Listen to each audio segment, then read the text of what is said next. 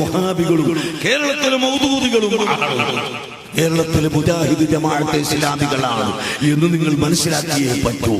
SSFന്റെ വിദ്യാർത്ഥികളോട്, എന്റെ കരളിന്റെ ഘട്ടങ്ങളായ യുവാക്കളോട് എനിക്ക് പറയാനുള്ളത്, കുട്ടികളെ കൃത്യമായി നിങ്ങൾ നിസ്കരിക്കുക, ജമാഅത്തായി തന്നെ നിസ്കരിക്കുക.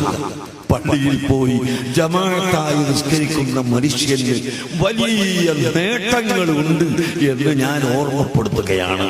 ഒരു സാധാരണ മനുഷ്യന്റെ കഥ ഞാൻ ചിന്തിക്കുന്നു.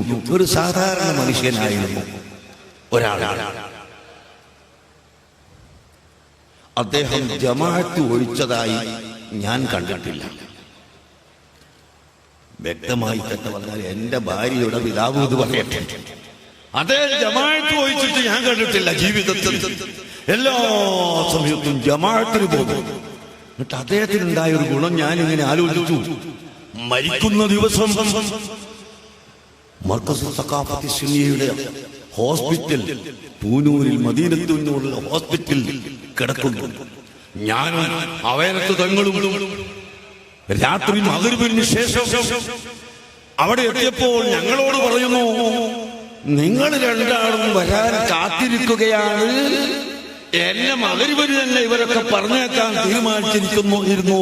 പക്ഷേ നിങ്ങൾ രണ്ടാളും വരാൻ കാത്തിരിക്കുകയായിരുന്നു. എനിക്ക് പോകാം എന്ന് പറഞ്ഞിട്ട് ലാ ഇലാഹ ഇല്ലല്ലാഹ് പറഞ്ഞുകൊണ്ട് മരിച്ചുപോയി. എന്താണ് ഇതിന് കാരണം?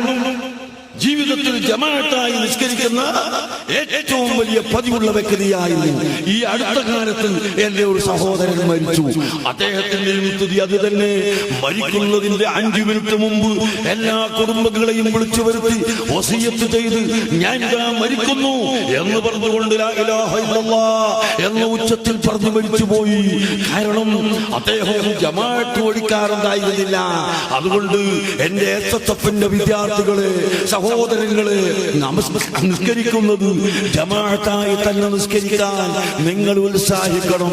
നിങ്ങൾ സുന്നത്ത് നിസ്കരിക്കണം, തഹജ്ജുദ് നിസ്കരിക്കണം.